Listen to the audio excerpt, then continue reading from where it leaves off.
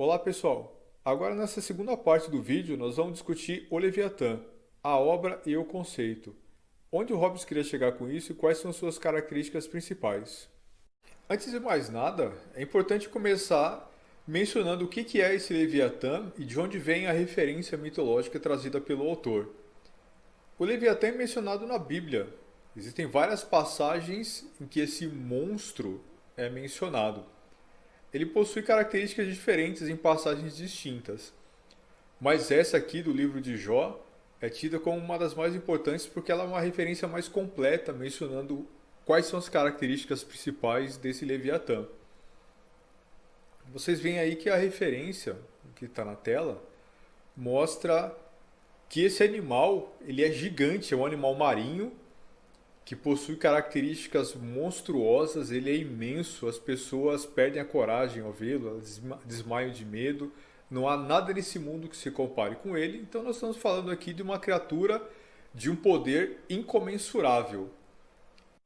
O Estado Civil, segundo Thomas Hobbes, possui características similares. Thomas Hobbes busca comparar o tamanho, a potência e o poder do Estado com as características desse Leviatã, que olha para tudo com desprezo, entre todas as feras orgulhosas ele é rei. O Leviatã paira sobre tudo. Fundamentalmente, essa é a referência que o Hobbes pretende trazer para a gente. Mas ele representa um pouco mais do que isso. Vocês veem aqui nessa próxima citação, Isaías 27:1, vocês vão ver que está escrito lá que então, naquele grande dia, punirá Yahweh o Leviatã, o monstro marinho, a serpente veloz, com o golpe da sua espada poderosa, decidida e severa. Yahweh aniquilará em pleno mar a grande serpente que se torce e se enrola. Essa passagem do livro de Jó, ela reflete o mito mais antigo ainda na Cananeia, da região de Ugarit, o mito de Lotan, que também era um monstro marinho primitivo que foi derrotado pelo deus Baal, né, Hadad Baal. E existem paralelos com situações parecidas em que um deus ou um grande herói combate uma divindade dessa natureza também, uma criatura dessa natureza, um monstro, uma grande serpente marinha, em vários lugares pelo mundo. Nessa mesma região, existe o paralelo de Tiamat, ali na Mesopotâmia, sendo derrotado por Marduk. Na mitologia nórdica, que é bem mais recente, nós temos aí também Thor matando Jormungandr, a serpente do mundo. Na mitologia grega, que também é posterior a essa do Oriente Médio, nós temos Zeus versus Tifão e também Hércules, né, matando a Hidra de Lerna. Essas grandes batalhas épicas, essas representações clássicas, são costureiras chamadas de Chaos Kampf, conforme vocês veem aí na tela. Esse é o motivo alegórico que representa a luta contra o caos. Ele é onipresente, conforme nós vimos aqui, em várias lendas. Ele representa uma batalha épica de uma deidade ou de um herói cultural contra o monstro do caos. Geralmente esse monstro do caos tem a forma de uma serpente ou de um dragão do mar. Esse motivo do Chaos Kampf, ele é uma expressão da representação da busca pela ordem no mundo, que em geral é dominado pela violência, pela guerra, pela devastação. Então, o Leviatã ele não apenas representa uma criatura gigante, extremamente poderosa. A criação do Leviatã expressa essencialmente a busca pelo fim do caos. Thomas Hobbes, sendo ele um autor contratualista, ele faz uso da tese do contrato social como estratégia explicativa para nos ajudar a entender como e por que o Estado é criado. Segundo essa perspectiva, que é uma abstração teórica, haveria um status quo ante, haveria um estado inicial, original da humanidade, antes da existência do Estado Civil, que era bastante diferente, possuía características muito distintas.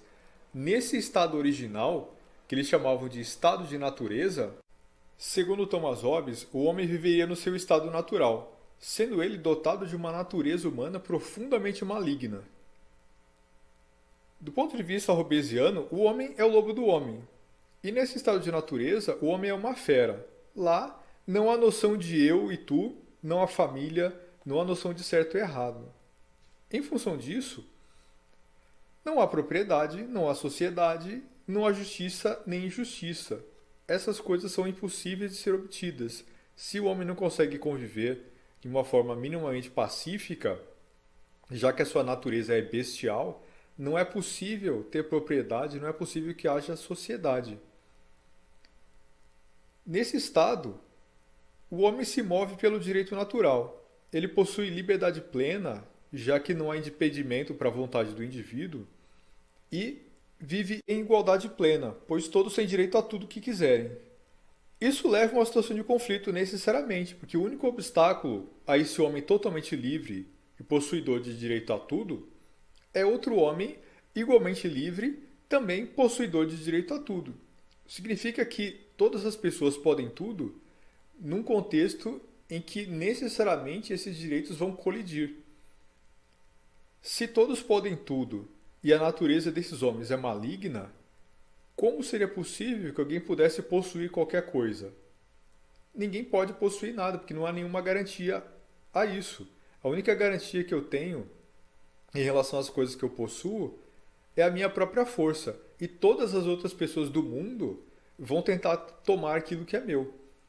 Também não é possível fazer sociedade, não é possível que haja família, não é possível que haja nenhum tipo de convivência, porque o homem simplesmente não possui essa predisposição natural.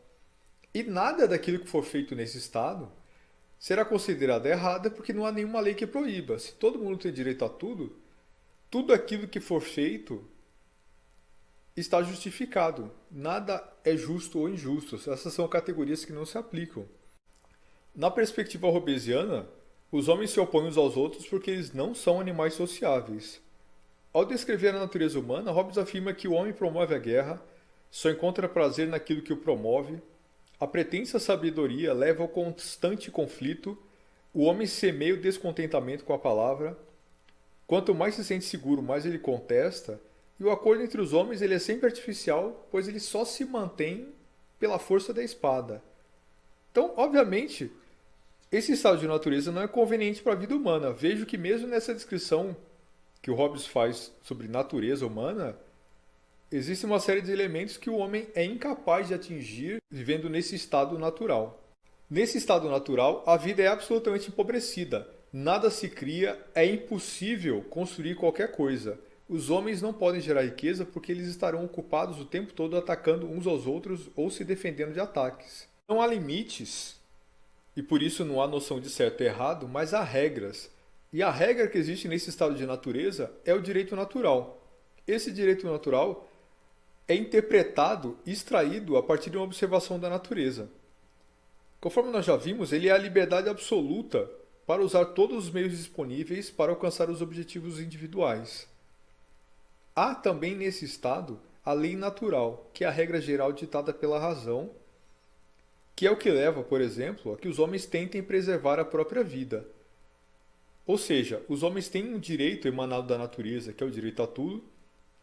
Existe uma regra geral ditada pela razão, que significa que os homens são dotados de racionalidade.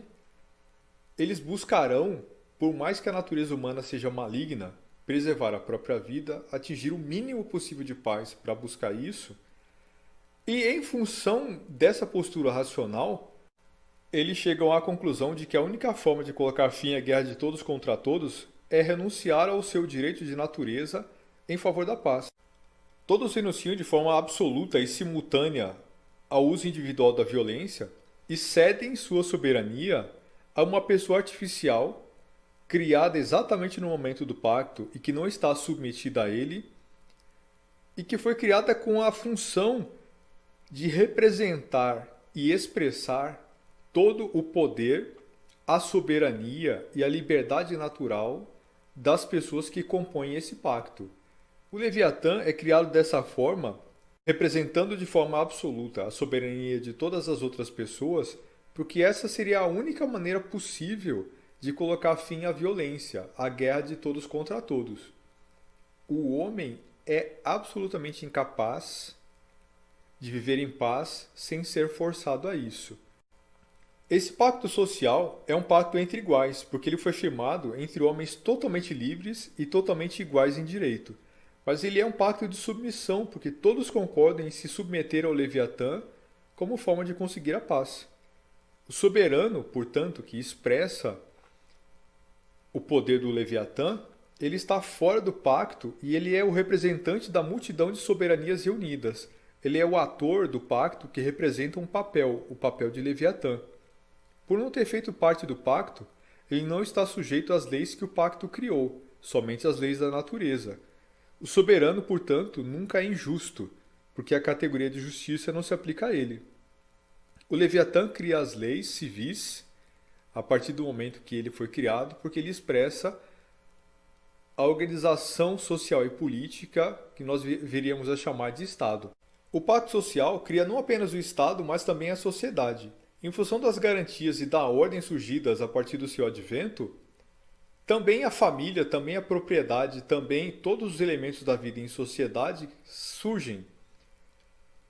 Essa troca da liberdade absoluta pela liberdade civil acaba sendo menos dramática do que parece. Afinal de contas, se no estado de natureza o homem possui liberdade absoluta, não havia nenhuma garantia para o exercício dessa liberdade, portanto o homem não podia nada. Apenas do ponto de vista conceitual havia essa liberdade absoluta. Do ponto de vista prático, a vida era absolutamente miserável. Com o advento das leis civis e do Estado Civil, a vida torna-se possível, a vida assume uma característica completamente diferente. O homem não se torna melhor porque a natureza humana não muda. Mas, mesmo essa sociabilidade forçada é melhor do que nenhuma sociabilidade. Para ele, a lei é exigida pela razão e garantida pelo Estado. Se fosse possível que as pessoas vivessem de uma forma justa e equilibrada coletivamente, não haveria necessidade da criação do Estado. Ele existe por conta da incapacidade do ser humano de viver em paz sem se sujeitar a um poder maior. Não apenas o Estado é uma exigência da razão, mas o Estado absoluto. É impossível forçar os homens a uma convivência minimamente ordeira se não houver força suficiente para isso, dada a natureza humana. Apesar do Thomas Hobbes justificar o exercício do poder absoluto com base na razão e não na origem divina do poder real, o exercício do poder por parte do monarca ou daquele que exerce a soberania dentro do Leviatã segue uma premissa muito parecida com aquela do Deus do Antigo Testamento, conforme vocês podem ver aqui nessa música baseada num trechinho de Ezequiel.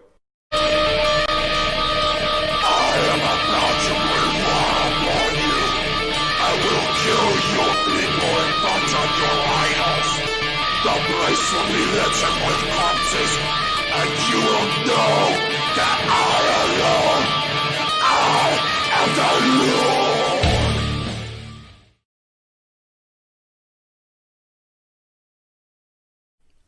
Bom, pessoal, essa interpretação bastante dramática aí do Max Cavalera na banda Soulfly, né, essa música Sodomites, ela mostra alguns trechinhos selecionados aí de Ezequiel apontando como é que era a relação de Javé com o povo israelense, né, com o povo judeu. Esse é o Deus do Velho Testamento, bastante cruel e ciumento, cioso da sua autoridade. Ele vai ser o modelo de monarca autoritário nesse momento histórico, centralizador e absoluto, não por outro motivo. Nesse momento histórico, a centralização do Estado Nacional começa a ganhar força e daqui em diante a gente vai chegar nas grandes monarquias absolutistas que no século seguinte vão dominar o cenário europeu. Pincelando aqui um último elemento para encerrar nossa discussão de hoje em relação a Thomas Hobbes, vejo que lá no capítulo 24 ele faz uma discussão sobre como funciona o Leviatã, ele descreve o funcionamento do Leviatã, mais ou menos como se ele fosse um ser vivo, composto de várias partes em que cada uma delas tem uma função diferente. Isso é algo muito típico desse momento. Lá no século XVII, eles estão vivendo não apenas o momento do racionalismo, mas também o apogeu das ciências mecânicas, né, da redescoberta desse mecanicismo. Então, por exemplo, a ideia da intervenção divina, a ideia da figura divina é pensada aqui como uma espécie de relojoeiro. Deus, nesse momento histórico, é o relojoeiro do universo. É uma figura que explica o funcionamento das coisas como um grande sistema e que cada uma dessas peças se encaixa de forma perfeita. Essa ideia de um Leviatã como um todo composto por várias partes e expressando todo o reino, todo o estado civil, ele não é fruto de um mero surto imaginativo do autor. Fundamentalmente, nesse momento histórico, isso seria uma interpretação normal. Então é isso, pessoal. Thomas Hobbes é um autor que não é fácil de ser compreendido, ele é bastante polêmico, mas é importante fazer um esforço porque ele é fundamental para que a gente possa compreender o pensamento autoritário.